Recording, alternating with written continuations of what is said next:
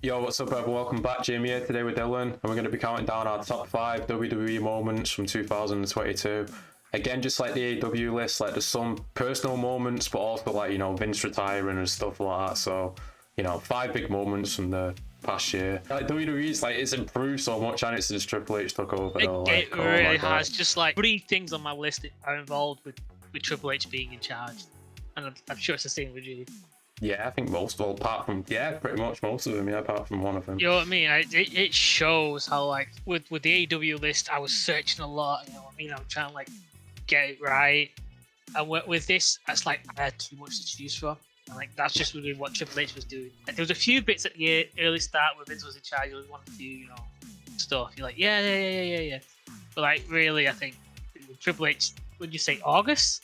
He came in? Yeah, August, yeah. Well, SummerSlam, but it was still partly Vince's show, wasn't it? Some matches were already made, but SummerSlam, I guess, was, So you know what I mean? So from there to, like, there, it's like, wow. We'll start off at number 5. I've got Bray Wyatt coming back to WWE. Like you just said, that's a Triple H move as well. I know you're not a big fan of him, but I am. But I just love the whole teasing they did with it, like the QR codes and everything like that. And, now that Vince is gone, I'm hopeful, because there's been reports like Vince would always change his stories and stuff like that. So that's why, if I like the Fiend stories going up and it would just drop down, it'll go up and it'll drop down. So I'm excited to see where it goes, but that's my number 5. Yeah, you get a lot of hints of, like, the old, like, Jericho, early 2000s. Not saying it's the exact same thing, because that kind of thing happens all the time. You know what I mean? It's not. Oh, you mean like he's Sable's Y2J shit? Yeah. You know what I mean? Or break the code and all that. Break the code, yeah. I'm not saying like that they're ripping off that. Like, that's something like. No, the similar type of video in it. You get that all kind of thing, but I think like to a new modern generation, and like starting off, it was because they were playing White Rabbit, weren't they? Yeah, and like the arenas and stuff. And then they started doing all like the quick things. So this is even better. You know, like I can appreciate good reactions. I can appreciate good storytelling. I can appreciate. True. And if you would have pitched that to Vince, it's like, we're going to use QR codes. It's like, the fuck's the QR code? Like, number 5 was he's the chosen one, the only one. Cody Rhodes returns as one. I was in Alpha, I was at a convention then, and I'm still pissed off I went to bed at that time, because it literally showed up, didn't it? Yeah. I'm so mad because I missed that song. I absolutely love his entrance music. But, like, it was just really cool to see him somewhere where he's actually gonna do what he wants to do. Because he wants to be the big face, and I think WWE, that's what he's gonna be. He's gonna be the John Cena. Like Vince never saw it in him. So like the movie made him going away and building who he was, and then trying to build himself in AEW is that it wasn't working. But I feel like it wasn't working because it's not. That's not the AEW crowd isn't early 2005 2006 WWE crowd. Whereas like WWE is every version of WWE. You know what I mean? Like that makes sense. It's 2 different crowds as well, like you said, in it, trying to appeal to 2 different audiences. Yeah, so like, as much as that you can do the Venn diagram crossover with like AEW fans and WWE fans or whatever, but the section of fans that Cody wanted to hit in AEW were in WWE and weren't coming over. My only thing that really upsets me is that Arn Anderson is there with him. But give it time. You never know. Yeah, but I would love it because just seeing Arn Anderson when he's taking pay menu at ringside. It won't be any blocked promos that one doing. Wait, with Triple H they might do. No, Triple H saw that and went, I gotta get Arn back. In my number 4 is the whole Sami Zayn Bloodline storyline, which has been going on for months now, and it's so good. Like, at first, Sami just wanted backup, and he slowly got his way into the group. Jey Uso didn't trust him, and at Survivor Series, he earned the trust of Jey Uso as well. And it's gonna be heartbreaking when they turn on him, but it's such a great story. Yeah, no, same number 4, Sami. Sami Uso, because I was like I think that was like the moment you kind of realize how good Sami is. They turned like the phrase that I always knew he was good. He should never gave the opportunity. But no, but I mean like the way he's good in the sense like you can put him in any situation and he'll make something of it. 100%, yeah. Because like Paul Heyman said this, and I think it's a great analogy of what I think he said it at Survivor Series at the end. Of Sami, like Sami's that guest spot that you have on a TV show. He gets the laughs, and you bring him back every now and again, and then you give him that season regular thing because he's constantly bringing that energy that you need. Like, that different thing. And I think that's really important for this Bloodline storyline. They could turn like next week. They could do it next month. They could do it 6 months from now. Like that's the thing about it. It could happen any time, or it couldn't happen for a while. Like who knows? And it all depends, like the way they do it. Did they wait for a moment where they see Sammy slipping with the audience? Like, it makes sense, or did they do it so they give Sammy the big push, make Sam the monster heel? You know, it divide the Bloodline and break them apart together. And what does it do? What does it do? Like it's got you keep it going, you turn them face and you keep it going. Like who's to say they break up? Like everyone's assuming they're just going to break up because we're going into WrestleMania season. They could keep them together. You don't know. My number 3 is going to be Cody Rhodes' returns. Dylan's already talked about it, so I won't say too much. But I just love the fact that he came out with his music from AEW and the whole presentation, the Homelander coat, everything. It was just literally just came from one company to another. Like he wasn't repackaged or anything. Texas Rattlesnake coming back, WrestleMania, one more match. Stone Cold. Oh God.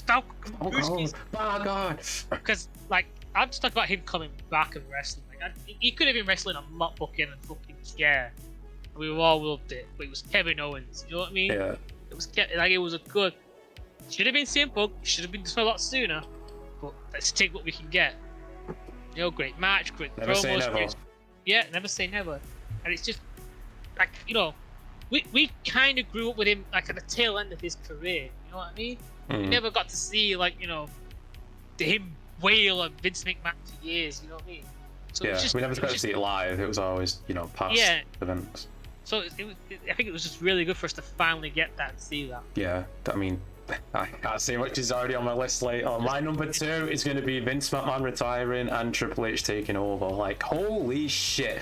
No one ever expected this. I always thought Vince would die to give up the company. Like, I never expected this to happen. Like, this just came out of nowhere. Yeah, number 2 for me. Basically, Triple H taking over and Vince, being gone. It's being forced out as well. Like, I mean, what the fuck? Like you said, I thought he'd either die on the throne or go down with this shit. Yeah. The company would have to die with him before it ever happened. Like, he would die being, in charge. But it shows just how massive, because there's a big ripple effect. You know what I mean? Oh yeah, 100. But we're still feeling it out. We're still not fully like I said last week. We're still not seeing Triple H's WrestleMania or Royal Rumble. Like we're still not even a year from it. We haven't seen his road to WrestleMania. You can say all you like about he was main event and sort of those things. Those are kind of no, those were fucked. You know what I mean? He had a say, but he wasn't in control. Now he's in control. Now he's in control. Yeah. You know what I mean? Like he's leading the ship, and he's leading it very clearly. He's being very safe. He's taking his risk where he knows he could, if he loses, he can gain stuff back later on. Because he's a good booker, He was an actual wrestler, so that helps as well. Yeah, and he learned under Vince, under Vince's greatest years.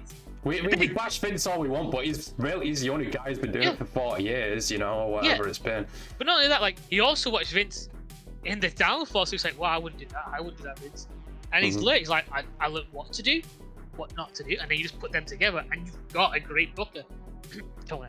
My number 1 is going to be Stone Cold returning, like Dylan mentioned before. Stone Cold's one of my favourites of all time. I wish it was CM Punk, like you said, but Kevin Owens, and it wasn't just a brawl. They actually took bumps on the outside. They brawled all around the arena, and it was an actual match. Going into it, you thought it'd just be, a Kevin Owens TV show, or they'll, a stunner and that's it. But no, it was 15 minutes after 12 years of being retired or something like that. So it was just crazy.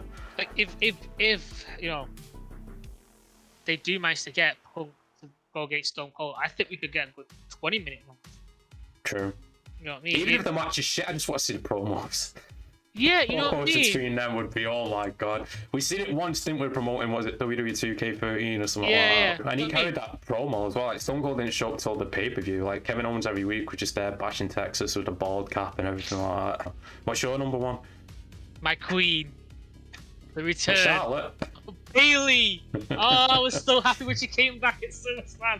That was it. Once that happened, I just left SummerSlam. I'm going to bed. The best part's already happened. Not a huge fan of who fighting damage control, but I do like the concept of Bailey being in charge of a nice faction. But it was just, her being out for so long, and she was my favorite heel female wrestler for a long time. Entertaining. She's so good.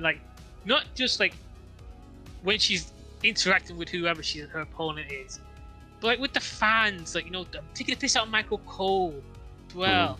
Like, she's so funny. She's such a, for being like one the biggest face they had in women's wrestling for so long. True, yeah, she's great at both roles. Like, even as a face, she was amazing. I didn't, just coming in as that face, and like, if she's not women's champion at some point by the end of next year, I don't know what they're booking her for, because they're not booking her right. But it was just her return. Like, no one expected it, really. It was really, really underappreciated. We've had rumors of her, like, being ready to come back. Yeah, so, after the injury. So, and I think this is one of Triple H's powers. I don't think this was a Vince move.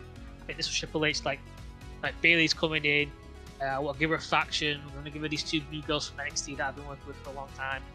Let's get them up. Let's get them ready. Bayley's amazing, but it's the group. The chemistry's not really there. But like, she better be champion. But that's the same thing with this women's division. They've got so many like strong contenders. It's And they're putting them with veterans. They're putting them with people who can help get them over. True, and they're taking advice as well. They're listening to what the veterans have to say. Exactly, Jamie. And it was just so happy to see her return. Because I've been waiting for it. I was saying it for ages. When's Bayley back?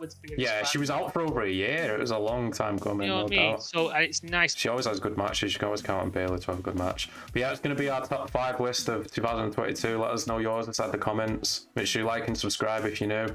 Check out those social links down below. Until next time, peace out in a bit.